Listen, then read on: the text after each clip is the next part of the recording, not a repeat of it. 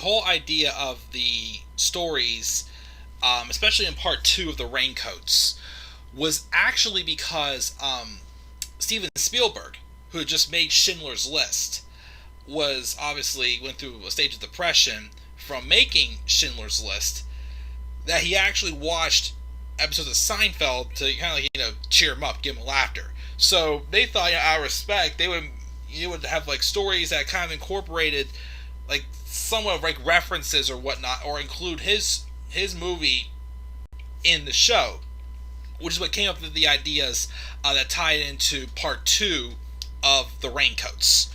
So in part 1,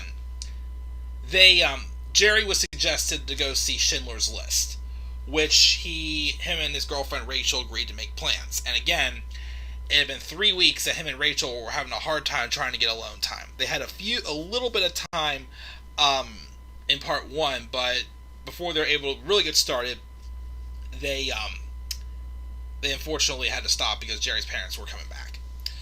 So this idea actually came because Larry David said he's just been to the movies and he was really paying too much attention to the movie, and he goes, I don't know, this will happen if I reached over and just touched my wife's breasts and like one thing leads to another or something like that.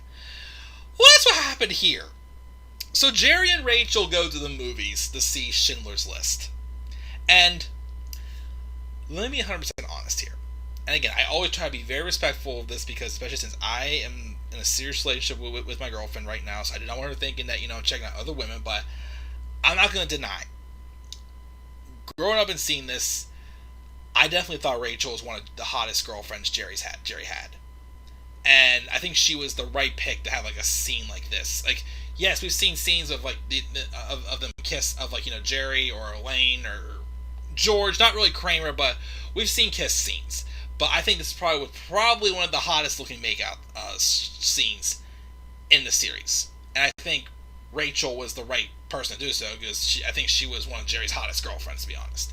So they were in the theater making out for most of the show, which I find it funny that nobody else really saw it in the theaters except for Newman, who was sitting like 2 rows up from them. He sees him, obviously was disgusted by it. Jerry got home from the movies, his parents asked how was the movie, and then Jerry's trying to cover up the fact that he didn't really pay attention to the movie, didn't remember what it was all about. Just trying to, blow it off like, oh, it was good, it was some type of list or whatnot. So, there's that. And then, when that happened, though, again, they're still waiting for Columbus to be able to get the, oh wait, no, that's not yet. See, like I said, this episode, so much happened that it was so tough to keep up with it. But then George tries to go back to Rudy's to get his dad's cabanaware back because his dad needs that stuff for their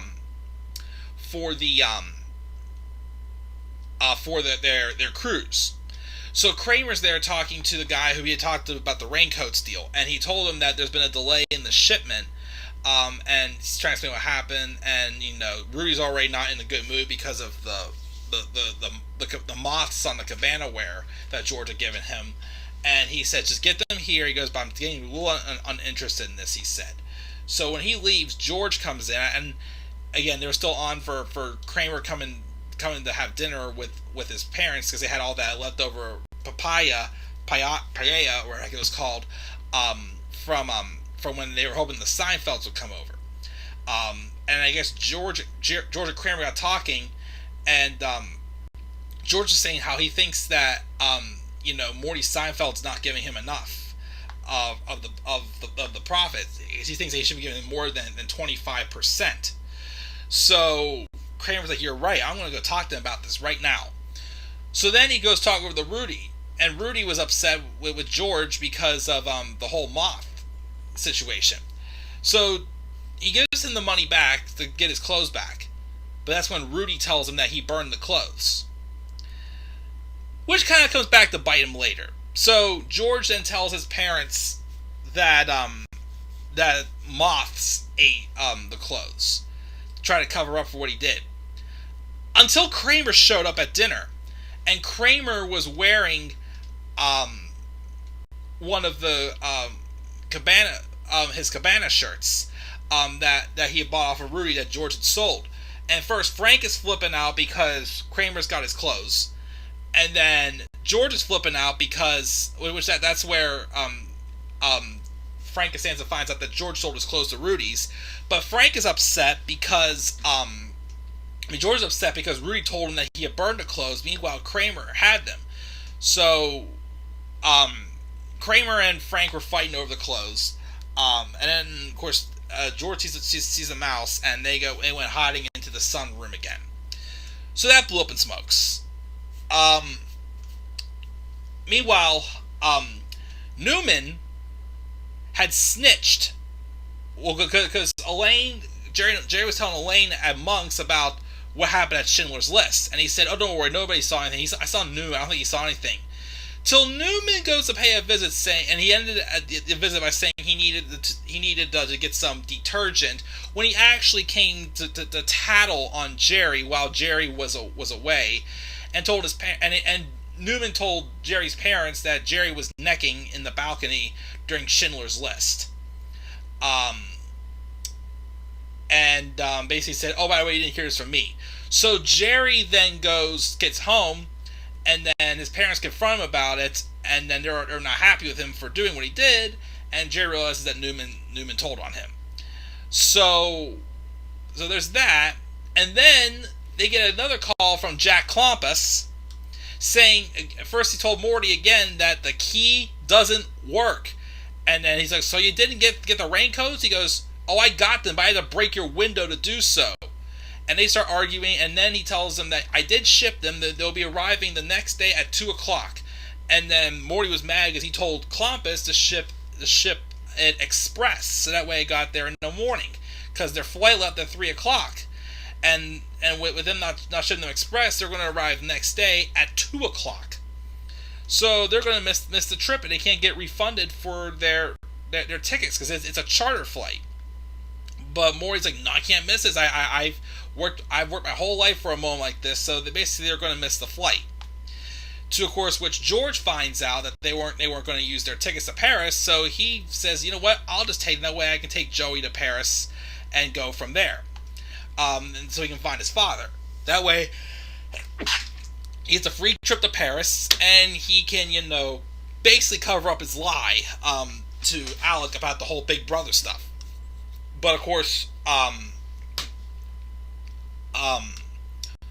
so then they go to pick up the raincoats while George is getting on the flight with Joey to Paris. Who, of course, Joey wasn't excited to be going with George to Paris. But when they go to pick up the raincoats, the boxes weren't taped well at all, and they were all over the place. So they're trying to pick them up. They go back to Rudy's, but first off, Frank Costanza was already there, arguing about trying to get his Cabana wear back. And then, of course, that's where he finds out the only reason why Rudy sold it, gave him any money for it, because George had said he was dead. And then comes in Kramer and Morty with the raincoats, and Morty and Frank in an argument about not accepting an invitation to dinner. And then, but at this point, with the moths and everything, and all the arguing, Rudy was not interested in the raincoats at all whatsoever. So they brought the raincoats all the way up here. Klompus injured his hand, breaking the window for nothing. So that all got cut there. And then more moths apparently came out, so I guess maybe they end the Rudy's, who knows. So there was more moths with the... also, because of the moths, Rudy also lost interest in the raincoat deal because he couldn't accept people bringing in clothes off the street anymore, because it was just, it was causing problems. So that didn't work out. And then Jerry then goes, first, the Seinfelds ended up just catching a flight back to Miami instead of going to Paris, of course. And then they're all saying bye, but Aaron came to the airport, had like a meltdown over the Seinfelds leave, and gave them this big hug. and he was just like, "Oh my gosh, could have done so much for them." And this was apparently another Schindler's List reference. He mentioned that his watch could have been enough to pay for them to get another flight to Paris.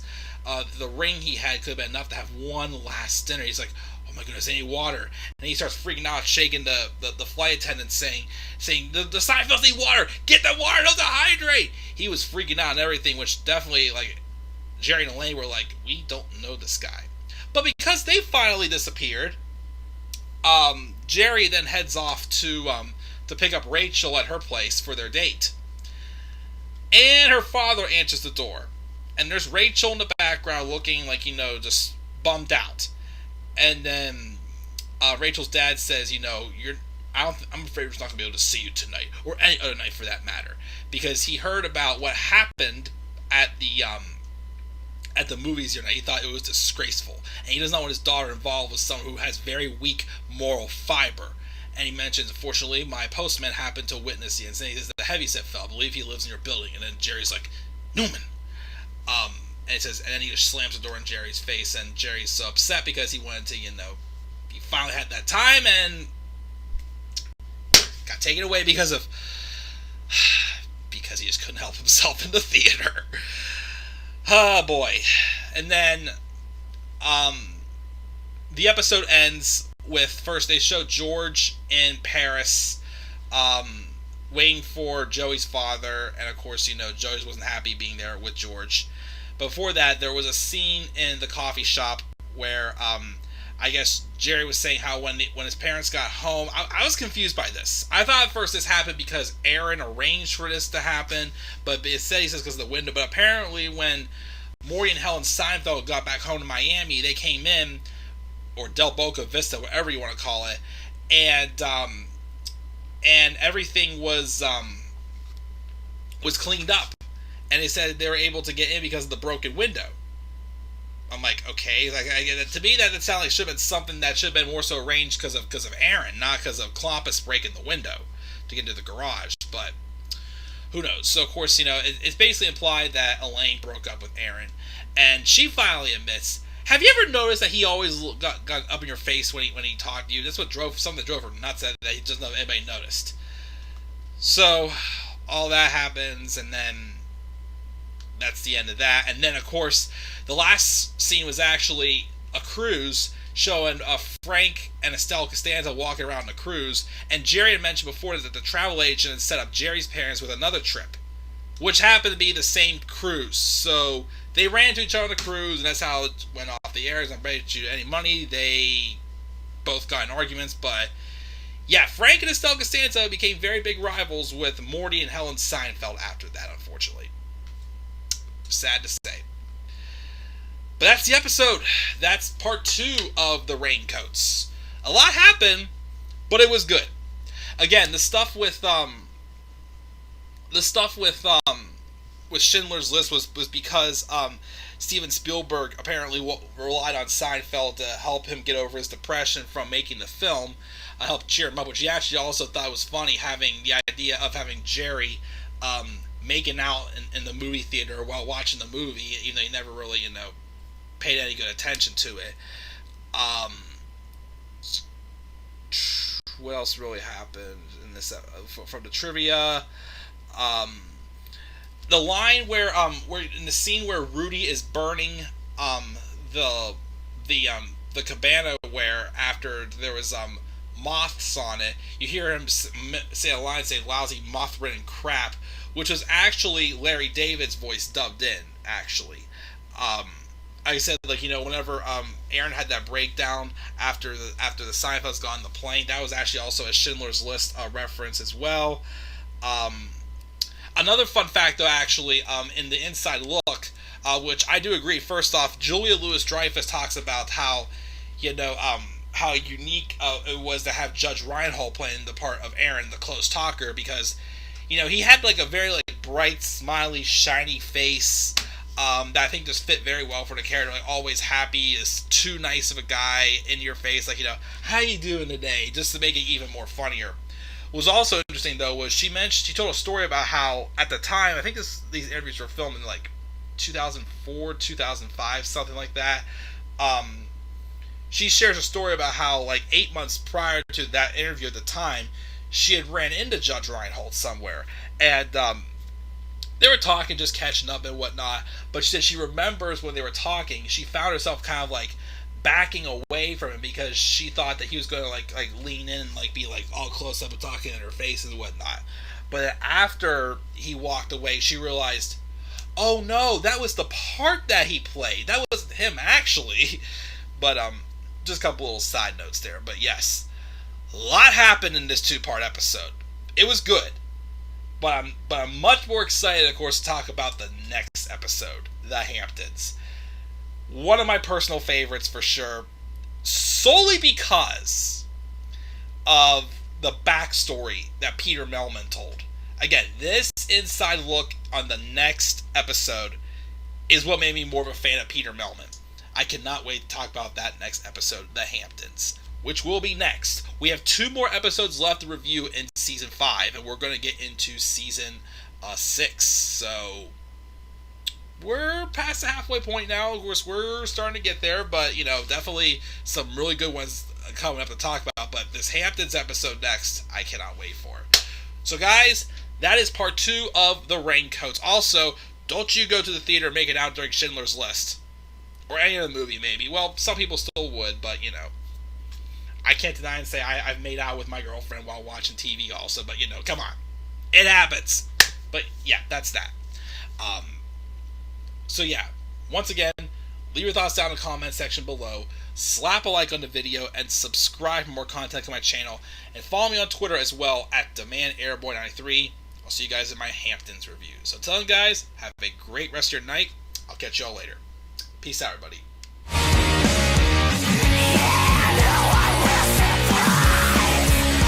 No escape.